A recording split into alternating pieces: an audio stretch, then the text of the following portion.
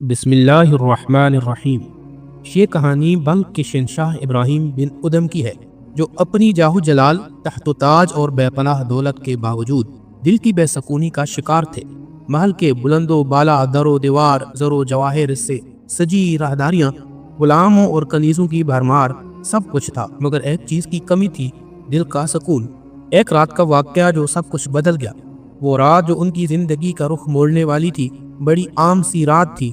نرم و نازک بستر پر لیٹے ہوئے وہ گہری نیند میں تھے کہ اچانک ایک عجیب آواز نے انہیں چونکا دیا۔ محل کی چھت سے کسی کے قدموں کی آہٹ سنائی دی۔ بادشاہ گھبرا کر اٹھے اور محافظوں کو آواز دی: یہ کون ہے؟ محل کی چھت پر کون چل رہا ہے؟ محافظوں کو بھی حیرت ہوئی۔ کسی نے بلند آواز میں پکارا: کون ہو تم اور یہاں کیا کر رہے ہو؟ اوپر سے ایک پراسرار آواز آئی: میں ایک مسافر ہوں اور میں اپنے اونٹ کو تلاش کر رہا ہوں۔ بادشاہ کو یہ سن کر غصہ آیا۔ وہ خود محل کی چھت پر گئے اور بلند آواز میں کہا: یہ کیسا مذاق ہے؟ محل کی چھت پر اونٹ کہاں سے آ سکتا ہے؟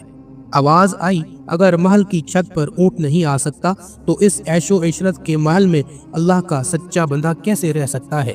یہ الفاظ تیر کی طرح بادشاہ کے دل میں پروست ہو گئے۔ وہ لمحہ وہیں رک گیا، وقت جیسے تھم گیا ہو۔ بادشاہ کے دل میں ایک عجیب سا اضطراب پیدا ہوا۔ کیا واقعی وہ اللہ کا بندہ تھا یا وہ دنیا کے عیش و عشرت میں کھو چکا تھا؟ یہ واقعہ ان کے لیے ایک روحانی جھٹکا تھا۔ اس رات کے بعد وہ بے چین رہنے لگے۔ محل میں ہونے کے باوجود ان کا دل وہاں نہ لگتا۔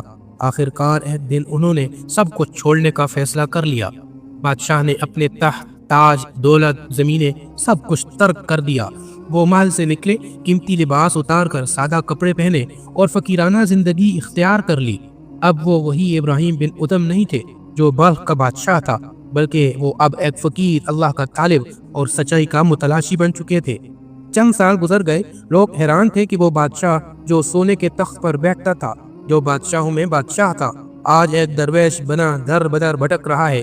ایک دن وہ کسی گاؤں کی گلیوں میں جا رہے تھے کہ اچانک ایک سواری ان کے قریب آ کر رکی۔ ایک حسین و جمیل، ریشمی لباس میں ملبوس عورت گھوڑے سے اتری۔ یہ بلخ کی شہزادی تھی جو کبھی ان کے دربار کی شان ہوا کرتی تھی۔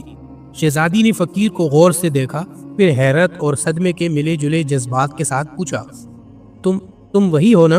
وہی ابراہیم جو کبھی ہمارے بادشاہ تھے؟ ابراہیم بن ادم نے شہزادی کی طرف دیکھا، مسکرا کر سر جھکایا اور نرمی سے کہا: ہاں میں وہی ہوں، مگر میں نے اس دنیا کی بادشاہت کو چھوڑ کر اپنے رب کی بندگی کو قبول کر لیا ہے۔ شہزادی کی آنکھوں میں حیرت اور بے یقینی کے آنسو آ گئے۔ مگر کیوں؟ تمہارے پاس سب کچھ تھا، دنیا کی دولت، عزت، طاقت، تم نے سب کچھ کیوں چھوڑ دیا؟ ابراہیم بن ادم نے گہری سانس لی اور آسمان کی طرف دیکھتے ہوئے کہا: شہزادی، اصل بادشاہ وہی ہے جو اپنے نفس کو فتح کر لے، جو دنیا کے جال سے آزاد ہو جائے۔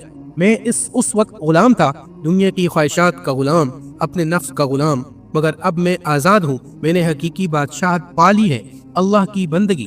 شہزادی کچھ لمحے خاموش رہی۔ وہ حیران تھی، متاثر تھی، مگر کچھ کہہ نہ سکی۔ آخر کار اس نے سر جھکایا اور آہستہ سے بولی: شاید تم صحیح کہتے ہو، مگر یہ راستہ بہت مشکل ہے۔ ابراہیم بن ادم مسکرائے اور کہا: ہاں، مگر یہی وہ راستہ ہے جو اصل منزل تک پہنچاتا ہے۔ شہزادی خاموشی سے ان کی طرف دیکھتی رہی اور پھر اپنی سواری پر واپس بیٹھ کر چلی گئی۔ مگر اس دن کے بعد وہ بھی بدل گئی۔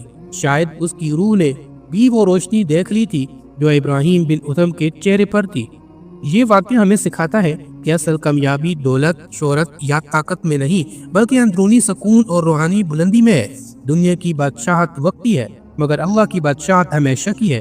ابراہیم بن ادم کی کہانی ہمیں بتاتی ہے کہ اگر انسان سچائی کی تلاش میں نکلے تو وہ دنیا کی ہر چیز کو قربان کر سکتا ہے، کیونکہ اصل بادشاہت دل کا سکون ہے اور وہ صرف اللہ کی رضا میں ہے۔